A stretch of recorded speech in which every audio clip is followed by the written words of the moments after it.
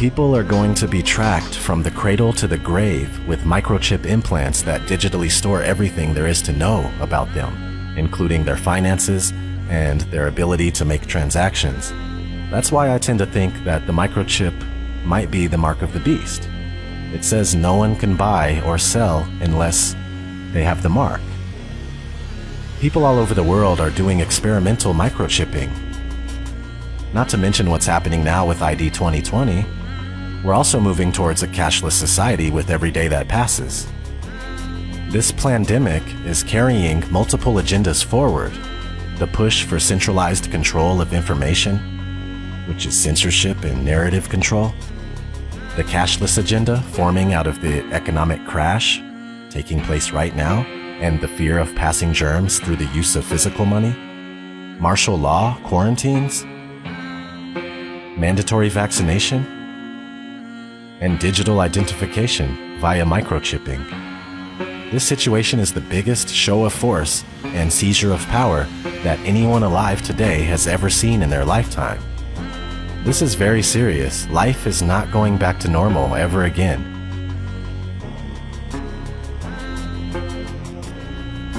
It truly is the end of the world as we know it. We need to take a stand. Refuse forced vaccines. Destroy 5G technology any chance we get, and don't let them fill you up with fear. From what I gather, they lose in the end anyway. You know, I really hope that's true. And this life is only temporary, so don't be scared. Be strong and stand up for yourselves. I know one thing for sure, I'll die or be thrown in a FEMA camp, or worse, before going along with what they're doing right now. Maybe you should consider doing the same thing. This has been ODD. Never sleep again, my friends. Take care.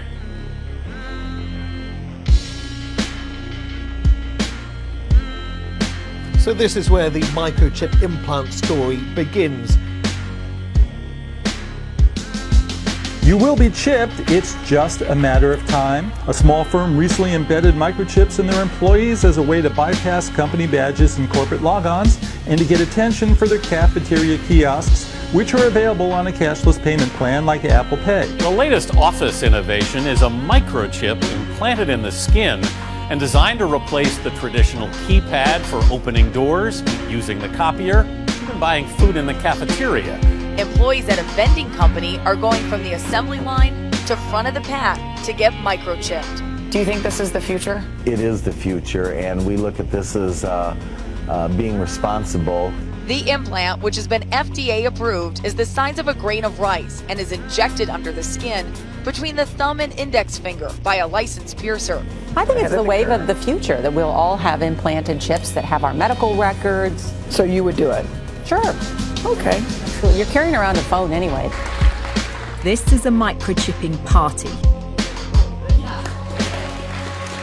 Hannah's getting an electronic chip implanted into her hand. So congratulations, Hannah. Thank you. You've been chipped? Yes, I have. How does it feel? It feels good. I'm excited to see what I'll be able to do now. Can I touch it? Yeah, you can feel it there. I feel like this is the future. It's the next big thing that's going to happen. A tiny microchip like this inserted just beneath the skin in their hands.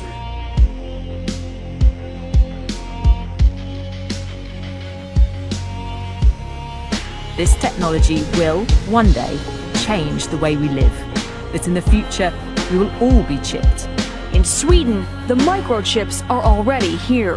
The microchip implants use the same technology that's in contactless credit cards, which have made cash pretty much obsolete in Sweden. No cash. Is a cashless society inevitable? How long will it take before we're cashless? Many countries are fast moving towards a cashless society. Between 2000 and 2015, non-cash payments in the U.S. grew by almost 400%. Venmo, the mobile app where people can pay each other on a smartphone, now processes $2 billion a month. This year, Apple added similar payment capabilities in iMessage. These free services are so popular, 30 major banks recently launched a competing product called Zelle. It would be better if we were more like Sweden, where cash has nearly been phased out. And the U.S. will get there too in another 5 or 10 years. There's no question that cash, is in its last era. China's cashless revolution has happened in just 3 years. In order to avoid the risk of transmission through physical handling of money, we encourage the use of cashless transactions, such as mobile money, M-Pesa and otherwise, and credit cards.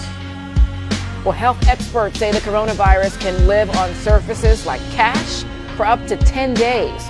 That has many people worried about shopping and other everyday tasks. The standard narrative in society is that cashlessness, quote-unquote cashlessness, is a sort of organic process just percolating from the bottom up by ordinary individual people who are just sort of making these organic decisions to switch to this other thing, right?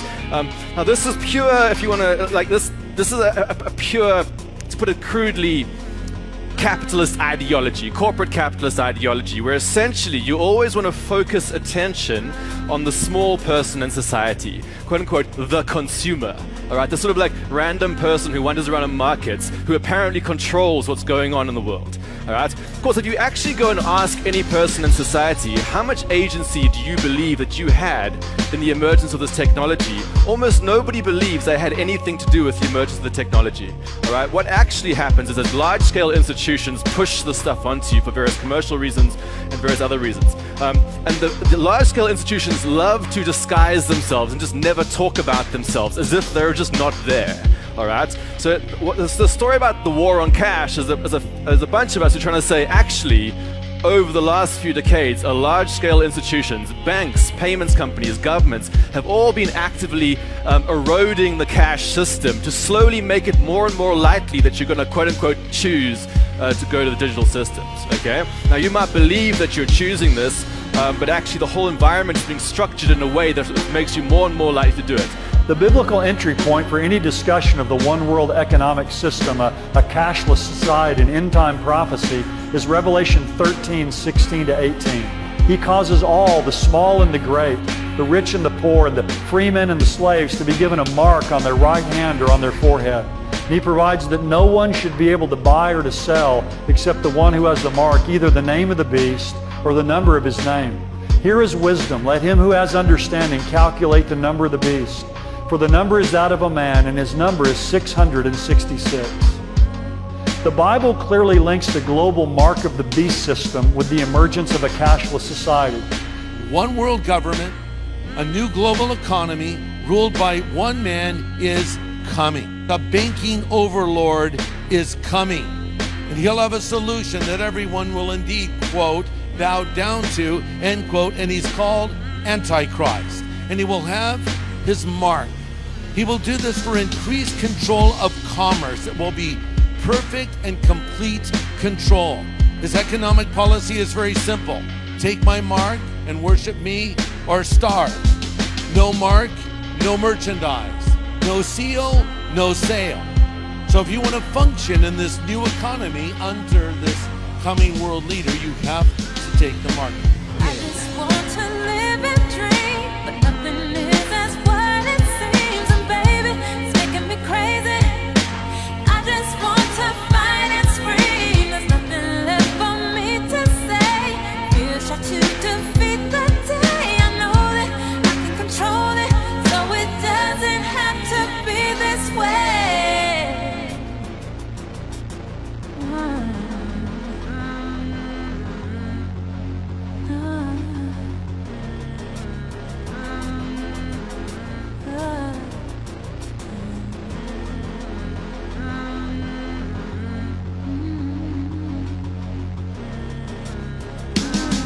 I refuse to just go quietly into the night. There's forces of darkness at work and they're restricting the light. I'm so fed up with the lies, they tell us this isn't right. It's ODD TV, you best believe I'll get up and fight. This is my plight, I'll never let you cowards get the best of me. Took the red pill, now it's time to fulfill my destiny. Living like I'm Neo, dipping from my P.O.